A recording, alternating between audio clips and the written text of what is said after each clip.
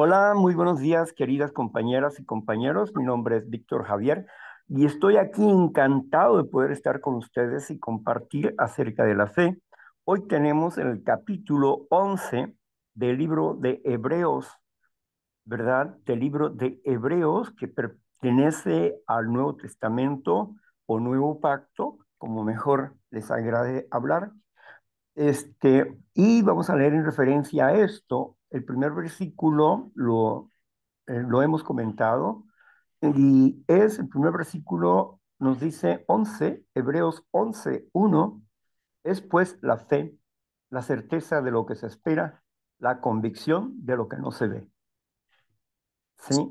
Y vamos a darle una repasadita, un recordatorio a este versículo acerca de la fe, porque es importante entender en qué se basa nuestra fe, en qué se basa nuestra fe y por qué necesitamos de esa base primordial para poder desarrollar nuestra fe de manera concisa, fuerte, ¿verdad? Y bueno, vayamos a Hebreos capítulo 11 versículo 1. ¿Lo Sí, tienes ahí, Marla? aquí lo tengo, Víctor, que dice así: Adelante. es pues la fe, la certeza de lo que se espera, la convicción de lo que no se ve. Amén. Bueno, aquí el apóstol Pablo comienza hablándonos de un concepto, de una idea. Es pues la fe, la certeza de lo que se espera, la convicción de lo que no se ve.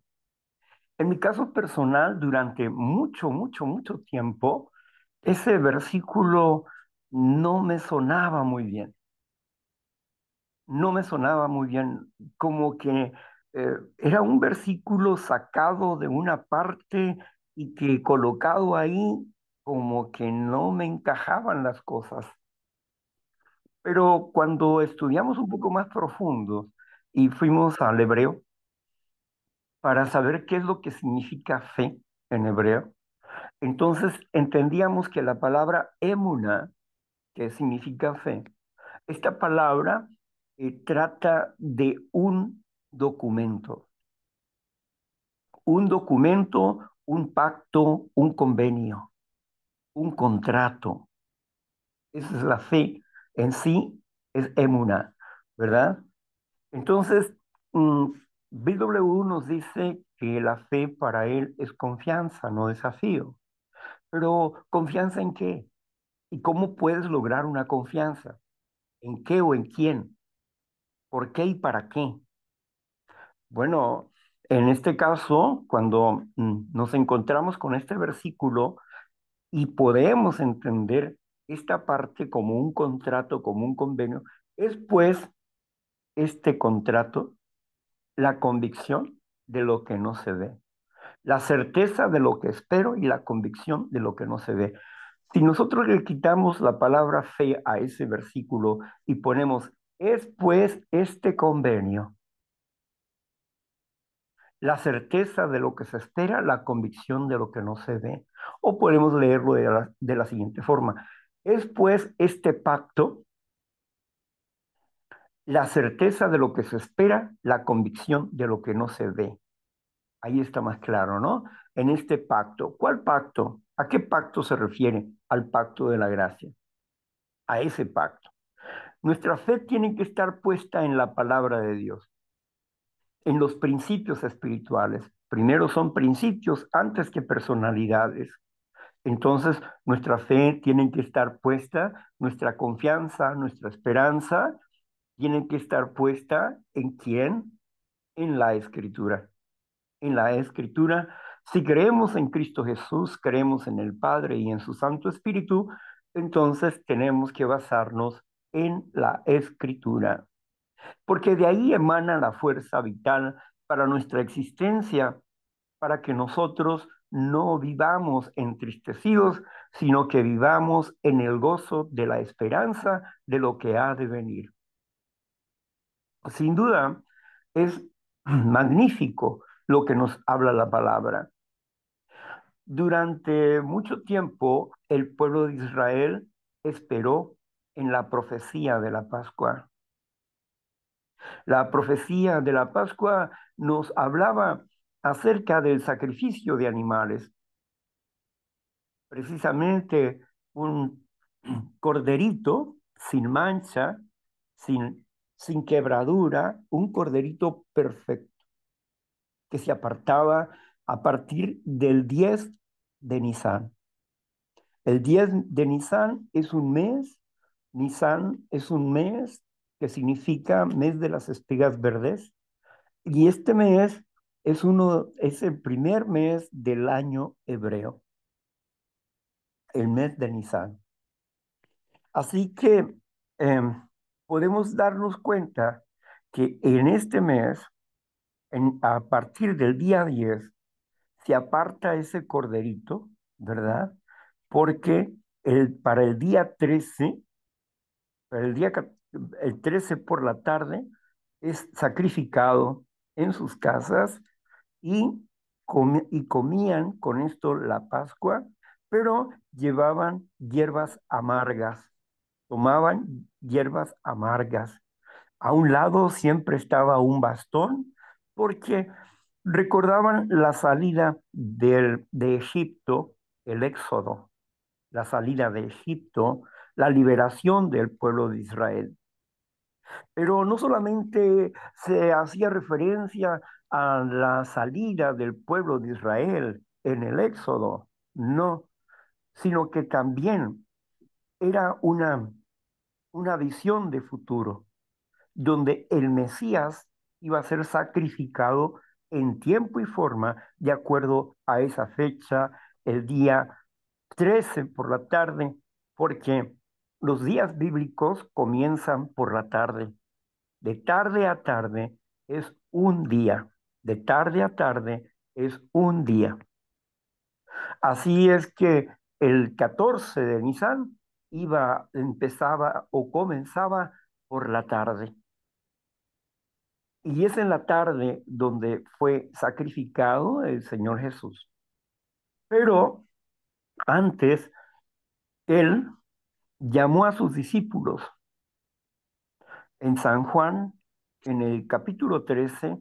A ver, vayamos a recordar un poquito esto. Vayamos a San Juan, capítulo 13. Por favor, Marla. Sí. Y vamos a ver aquí algo interesante que nos plantea el Señor Jesús en cuanto a la Pascua se refiere. Primer versículo. Sí, Antes de la fiesta de la Pascua, sabiendo Jesús que su hora había llegado para que pasase de este mundo al Padre, como había amado a los suyos que estaban en el mundo, los amó hasta el fin. Y cuando cenaban, como No, el que a diablo... las 3 de la tarde nos citan. Ah, bueno. Pero ya, vamos a ver, gracias. Alguien abrió su micrófono.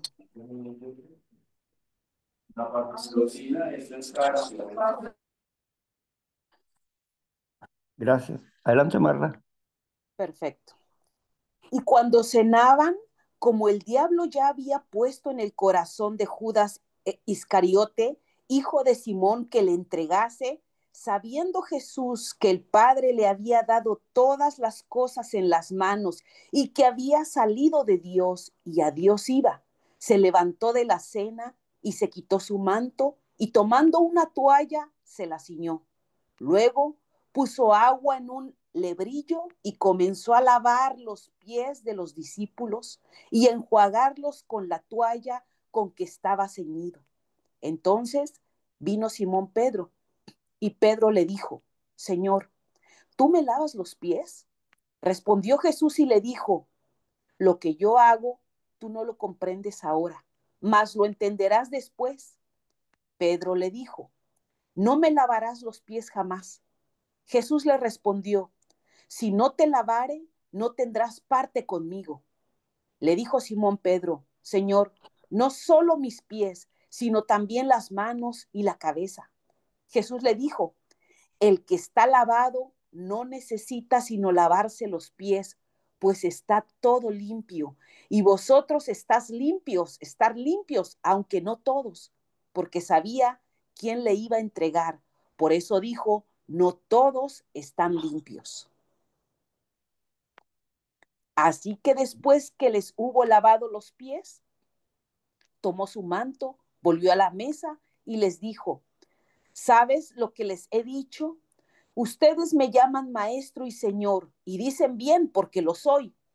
Pues si yo, el Señor y el Maestro, he lavado sus pies, ustedes también deben lavarse los pies unos a otros, porque ejemplo les he dado, para que como yo he hecho, ustedes también hagan.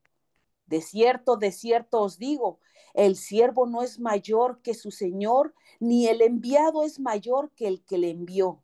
Si saben estas cosas, bienaventurados sois si lo hicieren. No hablo de todos ustedes. Yo sé a quienes he elegido, mas para que se cumpla la escritura, el que come pan conmigo levantó contra mí su calcañar. Desde ahora os les digo antes que suceda, para que cuando suceda crean que soy yo. De cierto os digo, el que recibe al que yo enviare, me recibe a mí. Y el que me recibe a mí, recibe al que me envió. Amén. Ok, entonces aquí nosotros vemos que Jesús está dentro de la preparación de su propia muerte. Está lavándole los pies a los apóstoles y en el diálogo que tiene con Pedro, le dice, los que están limpios no necesitan más que lavarse los pies. Aquí estaba haciendo referencia el apóstol Pablo, digo, perdón, el Señor Jesucristo con respecto a Pedro. Bueno, estaba haciendo referencia a a nuestros problemas que diario tenemos con nuestros hermanos o con los vecinos o con otras personas o aún con el pasado, ¿no? El lavarse los pies es una señal de limpieza. Ya estamos perdonados, pero necesitamos seguir practicando ese décimo paso. ¿Qué es el décimo paso? Lavarse los pies. ¿Por qué lavarse los pies? Porque es lo que está sucio. Lo demás está limpio. Mi conciencia está limpia. Mm, No tengo problemas de conciencia con el pasado, con el presente o con el futuro. Pero todos los días me equivoco, todos los días peco, todos los días practico un defecto de carácter. Y por esto mismo tengo que entender que la práctica del inventario del décimo paso no es más que el comienzo de la meditación para terminar en la oración en el onceavo paso. El décimo y el onceavo paso van unidos. La meditación comienza con el paso 10. Y ahí es donde nosotros estamos revisando nuestros problemas, detecta, admite y corrige. Lo que te toca, te checa, lo dice el décimo paso, ¿verdad? Lo que te toca, te prueba. Entonces, tengo que estar pendiente de esas cosas para poder pedir perdón, pedir disculpas o bien enmendar mi actitud diariamente. Por eso él lavó los pies a sus discípulos. Tú no lo entiendes ahorita, pero luego lo vas a comprender, le dice el apóstol Pedro. Luego le dijo Jesús al apóstol Pedro. Luego, más adelante, leemos en Santiago, perdón, en Juan, en primera de Juan, donde nos dice, si tú ves a tu hermano pecar, sí, con un pecado que no sea de muerte, ¿verdad? Con un pecado que no sea de muerte, restáurale tú, o sea, restáurale tú, o sea, perdónale tú, o bien ve y habla con él. Y si no te escuchara, lleva a otro hermano y habla con él. Y si él les escucha, habrán ganado un alma, dice el apóstol Juan. Eso es lavarse los pies. ¿verdad? El perdonar a las personas sus faltas y el solicitar el perdón por mis faltas, el ponernos a cuentas diariamente como hermanos en la fe, como amigos, como compañeros, como familia, necesitamos practicar este lavado de pies todos los días, ¿no? Todos los días. ¿Qué es lo que hay en los pies? Hay 10 dedos y cada dedo que representaría un mandamiento. Son 4 mandamientos para honrar a Dios, los 4 primeros mandamientos, y los seis después son para amar al prójimo como a mí mismo. Por eso el resumen de la ley implica 4 mandamientos.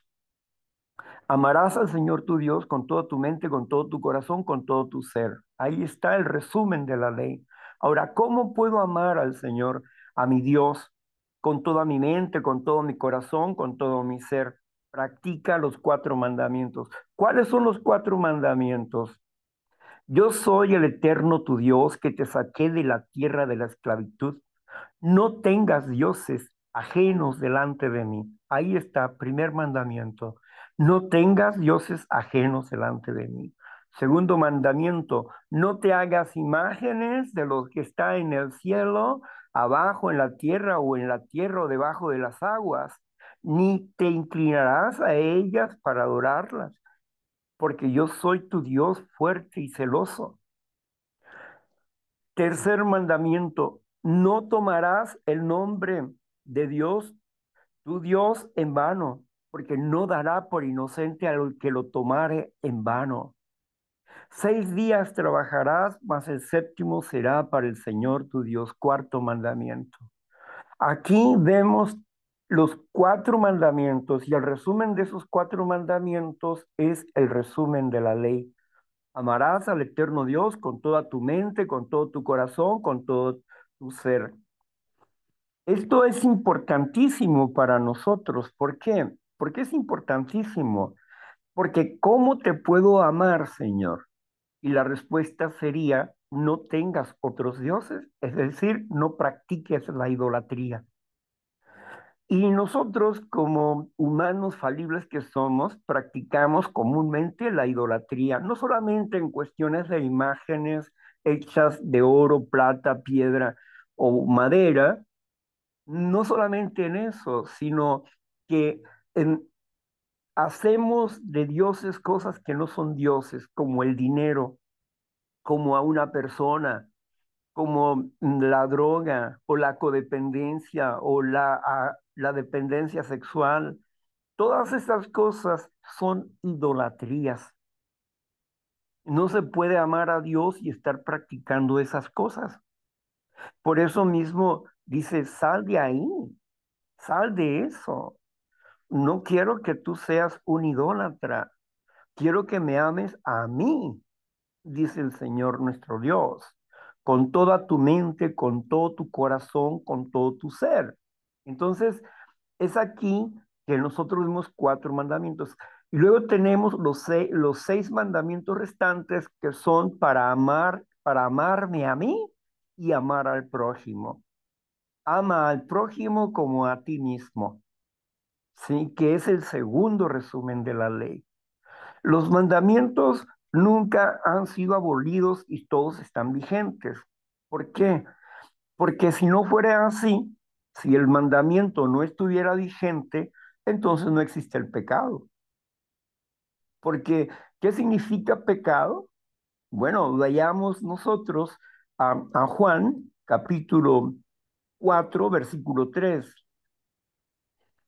Vayamos primera de Juan, capítulo 4, versículo 3, para que la Biblia nos diga qué significa pecado. Dice, y todo espíritu que no confiesa que Jesucristo ha venido en carne. Perdón, Marla, es al revés. Es el capítulo 3, versículo 4. Perfecto. Dice así, todo aquel que comete pecado infringe también la ley, pues el pecado es infracción de la ley. Y ¿Ok? sabes, Amén. Amén. Entonces, aquí dice que el pecado es infracción de la ley. ¿Cuál ley? La ley de los mandamientos de Dios. Es infringir la ley. El mandamiento de Dios es todo todo lo que habla Jesús en sus mandamientos, como amar a nuestros enemigos, ¿verdad? Como ponernos felices cuando alguien mienta acerca de nosotros por causa de él. Todo eso que Jesús dice se enfoca en los 10 mandamientos. Todo lo que él habla está enfocado en los 10 mandamientos. No codiciarás. Dice el 10.º mandamiento, no codiciarás la mujer de tu prójimo, ni su casa, ni nada de lo que él tenga, no codiciarás, dice. Entonces, la práctica de la codicia es pecado. Y bueno, Bill W. dice, bueno, yo le llamo defecto de carácter, pues llámele como usted quiera, pero quebranta la ley. ¿Sí? Quebranta la ley. ¿Y cuál es la paga del pecado? Romanos 6:23. Vayamos a ver, si yo quebranto la ley, ¿qué pasa? Romanos 6:23. Vamos a revisar esa escritura. Muy bien. Romanos 6:23 dice así. Porque la paga del pecado es muerte, mas la dádiva de Dios es vida eterna en Cristo Jesús nuestro Señor. Amén. Amén. Entonces aquí nos está diciendo que si nosotros quebrantamos un mandamiento, nosotros estamos fuera de la vida, porque estamos en muerte, estamos en juicio, estamos en muerte. La paga por quebrantar el mandamiento de Dios es la muerte. Es lo que está diciendo ahí claramente. Entonces, quebrantar un mandamiento es violar la ley de Dios. Violar la ley de Dios nos da como condición la muerte. Y aquí es donde nosotros entendemos 3 tipos de muerte. La muerte espiritual, la muerte física y la muerte eterna. Vayamos a Romanos 3:23 para entender que hemos nacido muertos. Vamos a ver, Romanos 3:23, por favor. Sí, Romanos 3:23 dice así. Muy bien. Por cuanto todos pecaron y están destituidos de la gloria de Dios. Amén. Por cuanto todos hemos quebrantado el mandamiento, todos hemos quebrantado el mandamiento, estamos fuera de la gracia de Dios. Pero vamos a confirmar esto y lo vamos a confirmar con Efesios capítulo 2, versículo del 1 al 3. Por favor, Marla. Claro que sí. Efesios capítulo 2, versículo del 1 al 3. Dice así. Y Él os dio vida a vosotros cuando estaban muertos en vuestros delitos y pecados, en los cuales anduviste en otro tiempo, siguiendo la corriente de este mundo, conforme al príncipe de la potestad del aire, y el espíritu que ahora opera en los hijos de desobediencia, entre los cuales también todos nosotros vivimos en otro tiempo en los deseos de nuestra carne, haciendo la voluntad de la carne y de los pensamientos, y éramos por naturaleza hijos de la ira, lo mismo que los demás. Ahí está, ¿no? Hijos de la ira, o sea, ingobernables, rebeldes, sí, disfrutando del instinto natural sin tomar en cuenta a Dios en nuestras vidas. Y aquellos que asistíamos a las congregaciones, pero seguíamos haciendo estas cosas, éramos, estábamos fuera de Dios. Calmábamos nuestras conciencias, teníamos un club social que se llamaba cristianismo, pero al final de cuentas éramos tan pecadores como el mundo y aún así juzgábamos al mundo creyendo que nosotros no estábamos en el mundo cuando seguíamos haciendo las mismas cosas o cosas peores que las que el mundo hace. Así que aquí el apóstol Pablo dice que estábamos muertos en nuestros delitos y pecados, pero también nos habla de la universalidad del pecado, es decir, de que todos los seres humanos hemos nacido fuera de la gracia de Dios y que por esto necesitamos encontrar el camino que nos lleve a reencontrarnos con la vida, porque la dádiva de Dios es vida eterna en Cristo Jesús, Señor nuestro. Así que cuando estamos hablando de la fe en este versículo, ¿verdad? Es pues el pacto, es pues el pacto, la convicción de lo que se espera, la esperanza, la convicción de lo que se espera, es pues el pacto, la certeza de lo que se espera, la convicción de lo que no se ve. O sea, ¿qué es lo que yo espero al hacer un pacto con Dios, al tener un despertar espiritual, al tener un cambio de conciencia? ¿Qué es lo que yo espero de Dios? Espero tener paz, paciencia, benignidad, bondad, templanza, dominio propio. Espero que no practicar los frutos de la carne, no practicar la hechicería, la glotonería, la borrachera, la fornicación, el adulterio y cosas como estas. Entonces, ¿qué es lo que, en dónde estamos basando nuestra fe? En el pacto de la gracia. Ahí estamos basando nuestra fe, en el pacto del perdón inmerecido. Ahí es donde nosotros estamos basando nuestra fe. Este libro nos abre la esperanza de una vida mejor, porque Él nos dice que en otro tiempo anduvimos en, de acuerdo al príncipe y la autoridad del aire. ¿Quién es el príncipe y la autoridad del aire? El gobernante espiritual llamado diablo o Satanás. Él es el que gobierna a la gente, a toda la gente, lo gobierna el diablo, Satanás. Pero nosotros que hemos sido llamados a salir de sus garras, para esto vino el Señor Jesucristo, para romper las cadenas. Vayamos, para corroborar esto, vayamos a Primera de Juan, capítulo 3, versículo del 8 a 10. Muy bien, primera de Juan, del 8 al 10, dice así. El Capítulo que, 3, versículo del 8 a 10. sí, el que practica el pecado es del diablo, porque el diablo peca desde el principio. Para esto apareció el Hijo de Dios, para deshacer las obras del diablo. Todo aquel que es nacido de Dios no practica el pecado, porque la simiente de Dios permanece en él y no puede pecar porque es nacido de Dios. En esto se manifiestan los hijos de Dios y los hijos del diablo. Todo aquel que no hace justicia y que no ama a su hermano no es de Dios. Qué clarito dice Juan ahí, ¿verdad? Sí.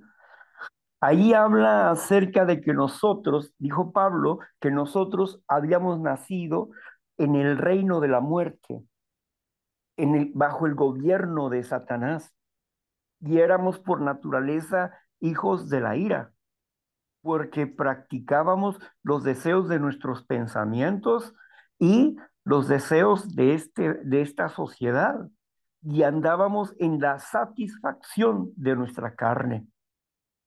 Ahora que empezamos a abrir los ojos para andar en la satisfacción del Espíritu, ¿en dónde está mi fe? Mi fe no es una simple creencia de que tengo fe o no tengo fe. Necesito conocimiento. ¿Por qué necesito yo acercarme a Cristo Jesús? ¿Y cómo me voy a acercar a Cristo Jesús?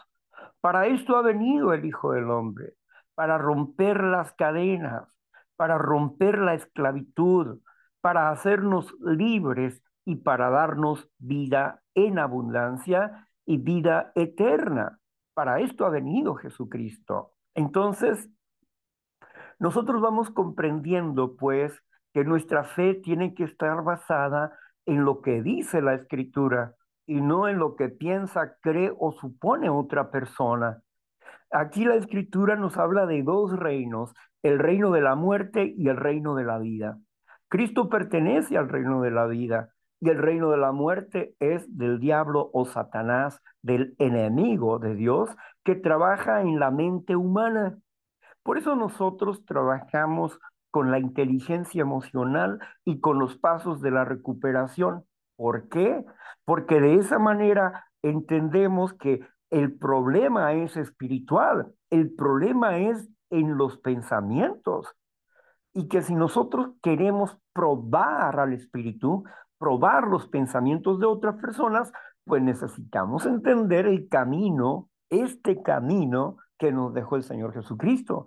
Porque si no lo entendemos, vamos a andar como ciegos buscando puertas aquí y allá, tropezando acá, tropezando allá y probando por todas partes y vamos a ser una persona que es hombre y mujer de ningún lugar, de ningún lugar. Así que necesitamos obtener vida en Cristo Jesús y para esto, para que se fortalezca nuestra fe, necesitamos tener conocimiento de lo que Él nos trajo para que nos dio a conocer al Padre. Él nos trajo el conocimiento de la salvación. La salvación viene por el Padre eterno. Por eso envió a su siervo, a Jesucristo, para que Él diera su vida por nosotros como un cordero de Dios que quita ¿qué? La infracción del mundo. ¿Qué es la paga del pecado? La paga de la infracción de la ley es la muerte. Entonces, ¿qué vino a abolir Jesucristo? La muerte. Es lo que vino a abolir Jesucristo, ¿verdad? Vayamos a Colosenses capítulo 2 versículo 13 y 14 y 15. Colosenses capítulo 2 versículo del 12 al 15. Muy bien, dice así: sepultados con él en el bautismo, en el cual fuiste también resucitado con él mediante la fe en el poder de Dios que le levantó de los muertos.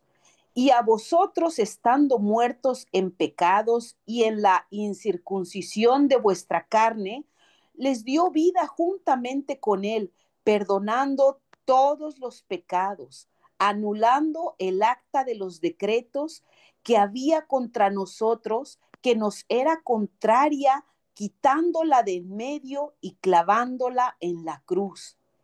Y Amén. okay. Sí, gracias.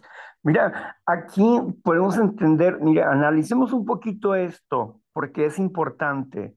Dice ahí, en el versículo que nos lee Marla, y le vamos a decir que nos lea por versículo para entender mejor el, el, el contexto inmediato como el contexto remoto de esta parte. Vamos a ver primeramente el versículo 12. ¿Quieres leernos, por favor, Marla? Claro que sí, dice: sepultados con él en el bautismo, en el cual fuiste también resucitados con él mediante la fe en el poder de Dios que le levantó de los muertos. ¿Ok? En el poder del Padre que levantó a Jesucristo de los muertos. ¿Sí? En el poder del Padre que levantó a Jesucristo de los muertos. Jesucristo estuvo 3 días y 3 noches en una tumba, muerto, ¿verdad? Pero el Padre lo levantó de la tumba, le dio vida a Jesucristo y le dio la vida eterna a Jesucristo, lo resucitó. Ahora bien, eh, dice que nosotros, a través de ser bautizados y arrepentirnos, y el arrepentimiento es un don de Dios, eh, es como el llamamiento profundo nuestro. Entonces, cuando nos arrepentimos, nos bautizamos en el nombre del Señor Jesucristo para dos cosas. para perdón de los pecados y para recibir el regalo del Espíritu Santo. Dos cosas recibimos. Entonces, en ese bautismo que nosotros hacemos es una tumba acuática, no es un charquito, no, es una tumba acuática. En una tumba se sumerge el cuerpo completo, no un pedacito, sino el cuerpo completo. Entonces, se sumerge y luego emerge, ¿no? Luego sale, porque es la muerte a una vida pasada y el comienzo de una nueva vida. Aquí está el bautismo, el perdón de los pecados. Todos mis pecados pasados, todas, todos todas las acciones muertas que están en mi conciencia ya pasaron, ya he sido perdonado por el Señor Jesucristo. Y esto me da una nueva vida, una nueva perspectiva. De aquí en adelante tengo el compromiso de crecer delante de su presencia, naturalmente. Ahora, ¿qué es lo que sucedió ahí? Me dio el perdón de qué? De la infracción de la ley, o sea, el quebrantamiento de la ley, todas las multas que tenía que decían muerte, muerte, muerte, muerte, muerte. Jesucristo la abolió. ¿Qué abolió? La muerte, que era un acta que nos era contraria. Ahí no hay abolición de ningún mandamiento. Al contrario, está diciendo que se ha perdonado nuestro quebrantamiento de la ley para hacernos limpios y que hemos resucitado a una nueva manera de vivir, a un compromiso de crecer en una limpieza constante. Por eso hoy limpiamos nuestros pensamientos de manera constante, a través del programa de recuperación, a través del 10º paso. Constantemente estamos analizando nuestras vidas para reconocer nuestras actitudes equivocadas, erradas, y poder enderezar nuestras vidas y tener una vida limpia. Limpieza limpia significa santificación. Un camino de santidad, un camino de limpieza. Nosotros queremos vivir limpios en nuestros pensamientos. Queremos tener dominio de nuestro instinto. El espíritu es el pensamiento y pensamiento puede ser salud o enfermedad. Si es un mal pensamiento es enfermedad. Si es un buen pensamiento es salud espiritual. Entonces, nosotros estamos enfermos del espíritu, estábamos muertos, estábamos viviendo en el reino de la muerte, estábamos muertos en el reino de la muerte. Entonces, pasamos de muerte a vida a través de la puerta, el bautismo, que es un pacto con Dios, es un pacto de fe con Dios, porque me he arrepentido de mis maldades, de todas mis perversidades y porque yo ya no quiero volver a cometer infracción de la ley. Entonces, hago un pacto con Dios. Es pues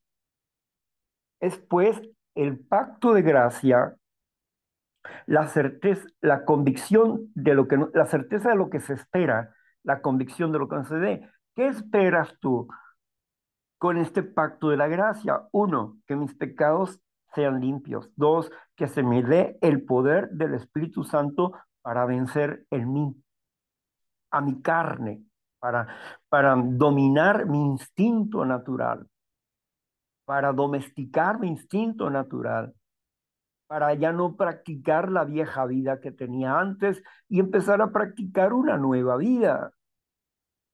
Veamos el siguiente versículo, por favor.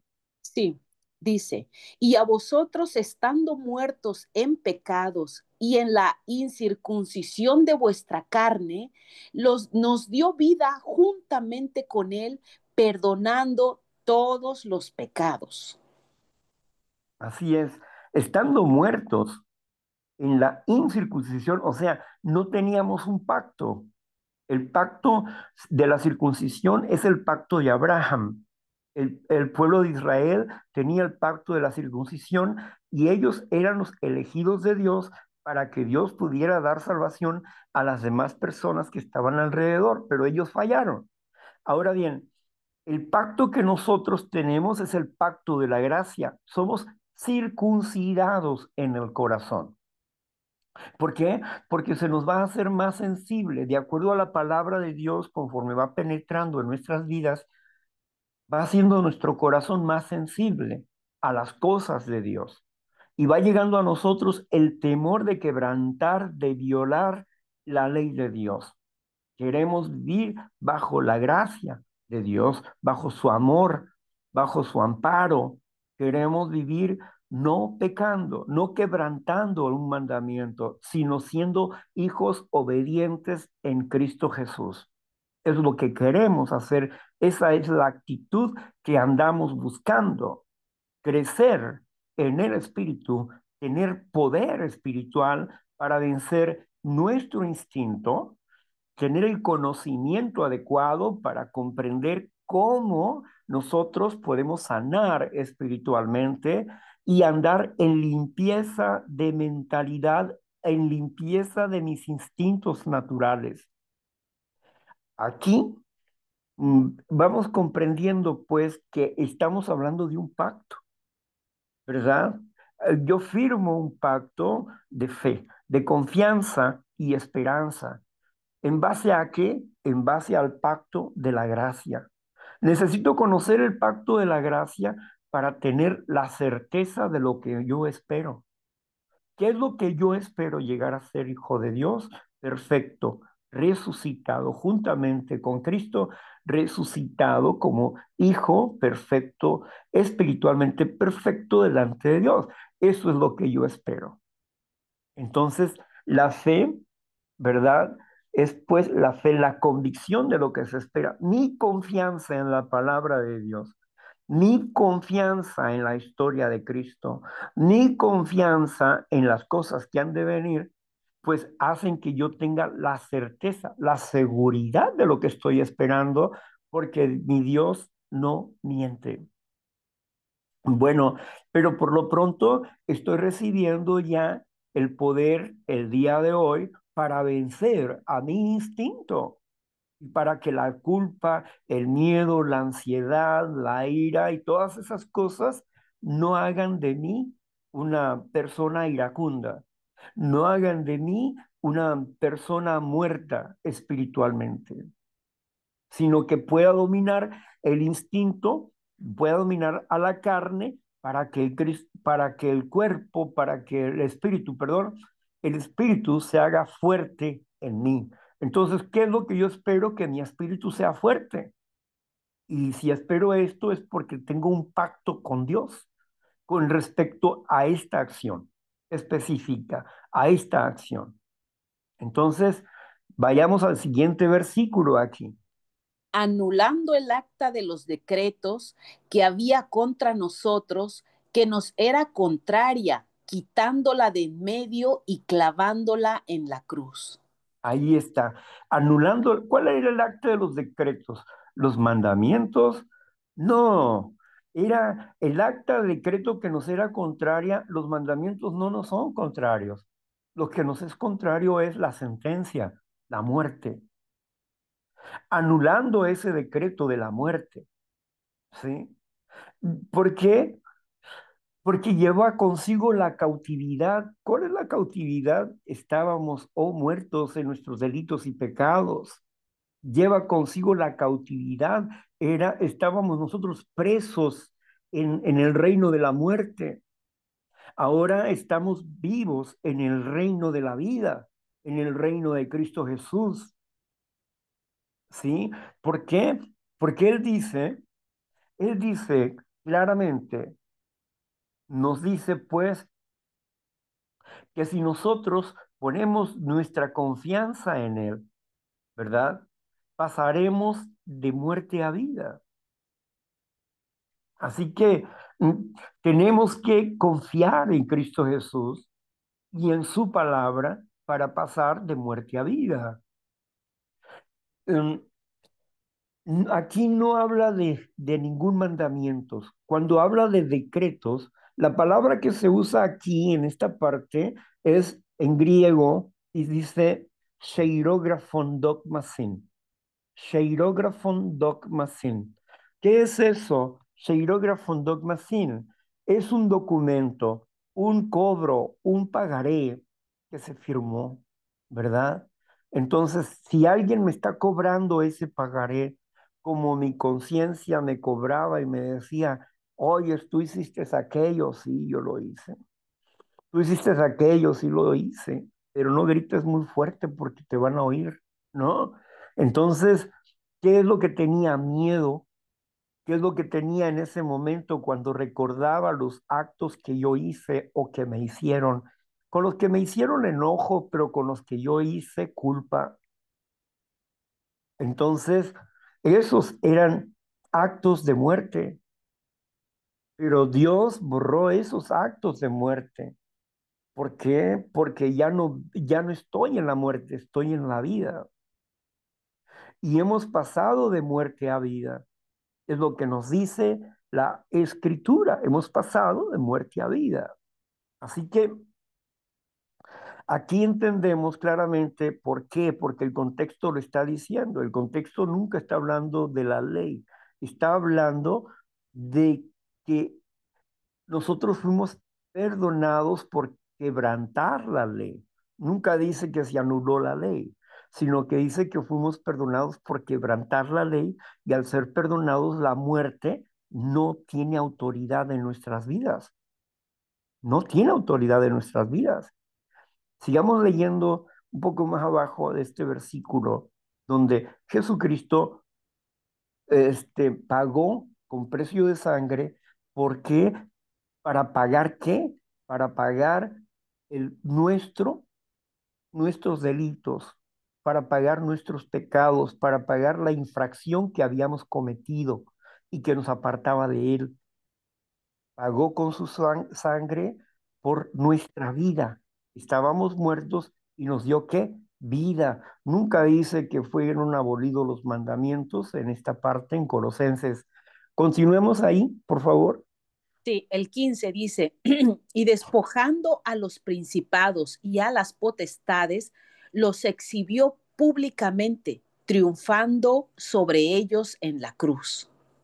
Ahí está. Despojando a quienes, a los principados. ¿Cuáles son los principados? Al enemigo de Dios y todo su séquito. A los principados, y luego dice, y autoridades, dice. O sea que esos son príncipes y son autoridades porque tienen un gobierno aquí, en este mundo. Tienen un gobierno. Aquí está el gobierno de la muerte y el gobierno de la vida, el gobierno del enemigo de Dios y el gobierno de Cristo Jesús, la vida. Ahora, Él los exhibió públicamente, o sea, venció con su muerte, con su inteligencia emocional, con la práctica de su inteligencia emocional a través del Espíritu de Dios y la obediencia a Dios en medio del dolor, porque fue tentado Jesucristo en todo como nosotros fuimos tentados. Pero la diferencia es que Él dominó, que Él venció y venció a la muerte. Y como venció a la muerte, tuvo que resucitar. ¿Por qué? Porque Él no había quebrantado ni una ápice de la ley. Jesucristo no había quebrantado ni un mandamiento. No podía estar muerto. Por eso la tumba no podía retenerlo, porque no podía estar muerto. ¿Por qué? Porque la paga de quebrantar el mandamiento es la muerte y Jesucristo no había quebrantado ningún mandamiento. Así que su muerte fue completamente injusta, injusta contra la ley misma. Entonces, aquí entendemos pues que Él venció a estos principados y a estas potestades. Por eso el enemigo está sujeto a Dios. Está sujeto a Dios. No puede hacer más allá de lo que Dios no se lo permita. El enemigo está sujeto a Dios, pero todos los días va frente al trono de Dios para acusarnos. Él idea cosas para que nosotros caigamos y luego va y nos acusa de que merecemos morir, ¿sí? Y acusa a todos los hijos de Dios. A los gente del mundo no, porque ya los tiene, pero a los hijos de Dios sí, los acusa para que se los dé, para que se los regrese, porque los quiere muertos. Así que de esta manera nosotros vamos comprendiendo que la fe es un pacto. La fe es un pacto y que es el pacto de la gracia. Y si yo quiero tener fe, necesito leer la escritura, el pacto de la gracia, y entender qué privilegios tengo con Dios al meditar en este camino. ¿Qué privilegios tengo? ¿Qué apoyos tengo de parte de Dios al meditar este camino? Vayamos de nuevo a Colosenses en el versículo siguiente. Sí, en Colosenses ya sería el 16. Por tanto, nadie os juzgue en comida o en bebida o en cuanto a días de fiesta, luna nueva o días de reposo. ¿Ok? Aquí está hablando por cuanto ustedes no se permitan ser juzgados en las fiestas santas de Dios, que son 7, y que hablan del plan divino de Dios. Ustedes no se permitan ser juzgados en cuanto a comida y a bebida. Y está hablando también ahí del, de la cena de la Pascua. O sea, no se permitan ser juzgados, ustedes no se avergüencen de eso. En la Pascua ustedes practiquen lo que tienen que practicar, ¿sí? Cumplan con el mandamiento, conmemorando el sacrificio de Jesucristo y la resurrección de Cristo Jesús. Entonces, aquí nos habla del 14 de Nisan. El 14 de Nisan, mes hebreo, porque Dios le dio el calendario hebreo a los hebreos y puso esas fiestas en el calendario hebreo, no en un calendario romano, sino en el hebreo. Por eso nosotros miramos las fiestas desde el calendario hebreo. ¿Qué entendemos entonces por la Pascua? La Pascua, el sacrificio de Jesucristo, ¿verdad? Que se vino a cumplir, fíjese bien, se vino a cumplir el mandamiento, la fiesta, se vino a cumplir el sacrificio del Mesías, del enviado de Dios, se vino a cumplir aquí el perdón, no solamente de nuestros pecados, sino de todo el mundo, dice, ¿verdad? Entonces, en esta primera fiesta se cumple una profecía hecha pues muchísimos años atrás, miles de años atrás, porque esa profecía está en el Génesis, en el capítulo 3 versículo 15. Y vayamos a esa profecía que está allá en Génesis, capítulo 3 versículo 15. La venida del Mesías, ahí está. Veámoslo. Perfecto. Génesis 3:15 dice así. Dice, ay, me pasé. Aquí lo tengo. Dice, y pondré enemistad entre ti y la mujer, y entre tu simiente y la simiente suya. Esta te herirá en la cabeza y tú le herirás en el calcañar. Correcto. Aquí está hablando de la mujer, la simiente, los hijos de la mujer. ¿Cuál mujer? Está hablando de la congregación, de la iglesia de Dios. Está hablando de eso. Dice, y pondré enemistad entre ti, le está diciendo la serpiente. Pondré enemistad entre tú y la mujer. No está hablando de Eva, está hablando de la profecía, de la congregación cristiana. Pondré enemistad entre ellos y él te herirá en la cabeza, porque dice uno de su simiente, y ese es Cristo Jesús, te herirá en la cabeza. Tú le herirás en la pierna le morderás, pero él te va a matar, te va a destruir, te va a dar en la cabeza. Por eso cuando Jesucristo dice, una señal les voy a dar, como Moisés levantó así a la serpiente en el desierto, así es necesario que el Hijo del Hombre sea levantado. ¿De qué estaba hablando? ¿Qué significaba lo que había hecho Moisés? Había serpientes en aquel arenal caliente que mordían y mataban a la gente.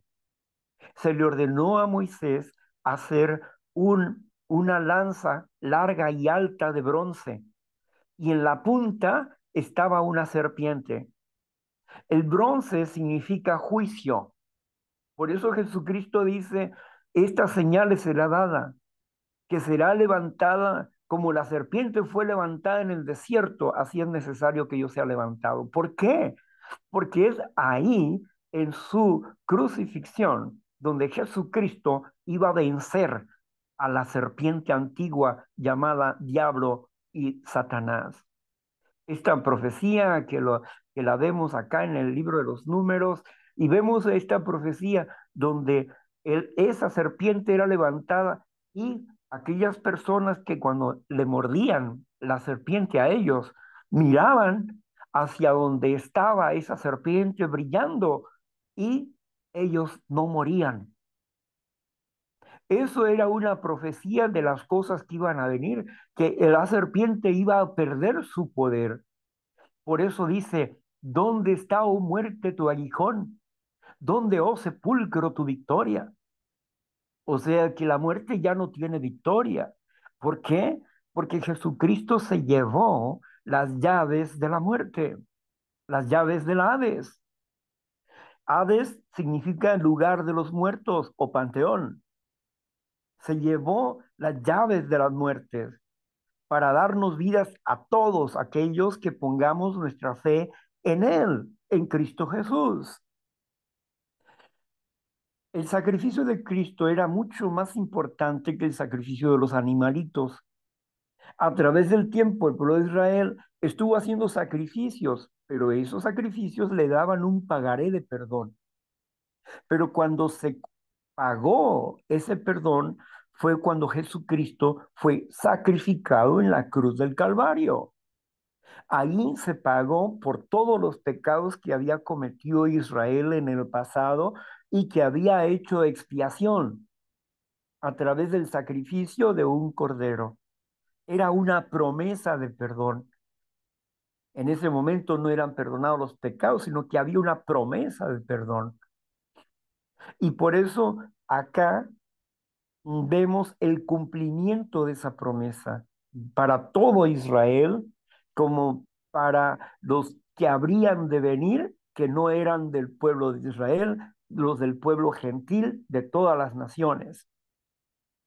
Así que vamos comprendiendo nosotros, ¿verdad?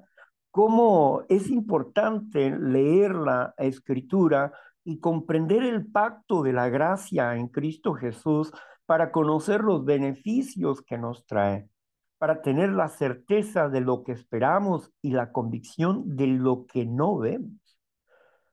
Para esto vamos a tocar dos versículos que son importantes y básicos en su comprensión en Hebreos. Vamos a ir a Hebreos, capítulo 11, versículo 5.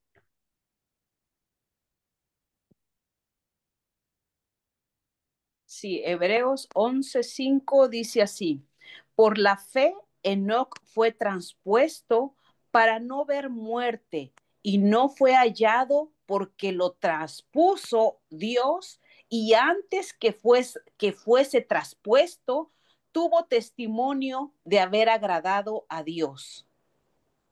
Muy bien. Aquí habla de Enoc. Elías como Enoc no fueron al cielo, no, fueron traspuestos en la tierra para no ver muerte. Elías, Jezabel le dijo que lo iba a matar y tuvo miedo y se fue a esconder, pero después fue traspuesto a otra parte del mundo, porque en Crónicas vemos una carta escrita por Elías en los tiempos de Eliseo. Escribió una carta al rey. Bueno, eso significaba que Elías estaba en otro país, ahí cerca, estaba en otro país, pero ya no estaba en ese lugar. Ahora bien, aquí también vemos que Enoc predicó, y al predicar lo querían matar, y para que él no viera muerte en ese momento, fue traspuesto a otra parte de la tierra, para que no viera muerte. Pero no, nadie fue llevado al cielo. No vamos a perder el versículo, el de vista este versículo, pero vamos a ir a lo que nos dice Jesucristo a través de Juan, en San Juan, capítulo 1, versículo 18. Vayamos a San Juan, capítulo 1, versículo 18. Muy bien, dice así, a Dios nadie le vio jamás. El unigénito Hijo que está en el seno del Padre, Él le ha dado a conocer. ¿Ok? A Dios nadie le vio jamás. El unigénito, el que está en el seno del Padre, o sea, Jesucristo, está en el seno del Padre, significa que está en las promesas de Dios. Dice aquí, Él le ha dado a conocer y es el único que has oído. Veamos el siguiente versículo. Me parece que el siguiente nos habla de eso. Este es el testimonio de Juan, cuando los No, judíos, no, no, hasta ahí no. Más atrás, váyase, por favor, al versículo 14, por favor. perfecto, el 14 dice así, y aquel verbo fue hecho carne y habitó entre nosotros, y vimos su gloria, gloria como del unigénito del Padre, lleno de gracia y de verdad. Juan dio testimonio de él y clamó diciendo, este es de quien yo decía, el que viene después de mí es antes de mí, porque era primero que yo, porque de su plenitud tomamos todos y gracia sobre gracia, pues la Correcto. ley. Uh-huh. Gracias. Entonces, aquí lo que entendemos es lo siguiente. A Dios nadie le vio jamás y nadie está con el Padre. Todos han muerto y están en la esperanza de la resurrección. Y vamos a comprobarlo. Vamos a Hebreos, al capítulo 11, al versículo 13. Perfecto, dice así el 13. Conforme a la fe, sí, quería ver si Eh, estaba abierto mi, perdón, pensé que estaba cerrado mi micrófono. Dice, conforme a la fe, murieron todos estos sin haber recibido lo prometido, sino mirándolo de lejos y creyéndolo y saludándolo y confesando que eran extranjeros y peregrinos sobre la tierra. Fíjese bien, ahí está Enoc, está Elías, está Abraham, está Sara, todos ellos. Y dice que todos ellos murieron en la esperanza. Es pues la esperanza, ¿verdad? Es pues la fe, la convicción de lo que se espera, ¿verdad? Ay, se me fue. Es pues la fe, la, es- la seguridad de lo que esperamos y la convicción de lo que no se ve. La seguridad de lo que esperamos. Ellos murieron en fe, murieron en la fe de la resurrección. Y ellos en esa convicción murieron todos. Y en esa lista está Enoc y está Elías y está Abraham y está Isaac. ¿Y qué dice de ellos la escritura? Que todos estos murieron, dice. No dice que se fueron al cielo. Dice, murieron y viendo de lejos, la esperanza. ¿Sí? ¿La esperanza de qué? De la resurrección, de la nueva vida. Por eso dice, los muertos en Cristo resucitarán primero, ¿no? Pero también ellos van a resucitar, porque es esa línea que pinta ahí el apóstol Pablo en este artículo de la fe, en este capítulo 11 de la fe, nos está hablando acerca de la simiente de profetas que había desde Adán hasta Abraham. Nos va marcando ahí todo ese camino de fe. Y todos ellos murieron y nadie puede resucitar antes o después. Todos resucitarán en un instante, en un abrir y cerrar de ojos, porque la promesa también se les dio a ellos de la resurrección. Ellos fueron elegidos por Dios en el antiguo pacto, fueron elegidos por Dios y ellos recibirán la promesa de Dios. Por eso el Señor Jesucristo les dijo, en el capítulo 6 de Juan, les dijo a los religiosos de su época, les dijo, antes que Abraham fuese, yo soy. Abraham vio mi día y se alegró. Y aquellos se burlaron diciendo, no tienes ni 50 años y dice que viste a Abraham. Pero no entendían pues que él había tenido un ministerio espiritual en el reino de Dios y que había venido del reino de Dios para hacerse humano y para vivir y morir por causa de su obra. Así que ese es el camino de la verdad y la vida.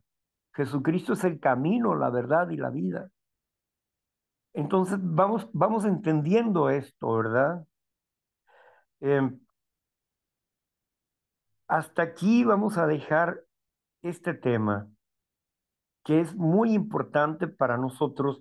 ¿Cómo puedo lograr tener una fe fuerte en Cristo Jesús? Tengo que estudiar su palabra. Tengo que estudiar su palabra. Hoy estuvimos hablando de la fe como un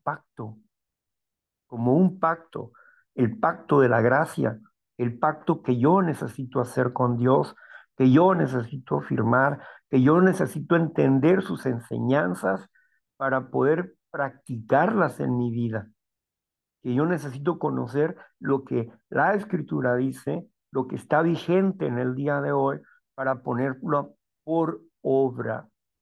¿Sí? Para que en días finales no nos vayamos a levantar como resucitados y digamos, Señor, yo en tu nombre prediqué, en tu nombre limpié a las personas, en tu nombre eché fuera demonios, en tu nombre hice esto, lo otro.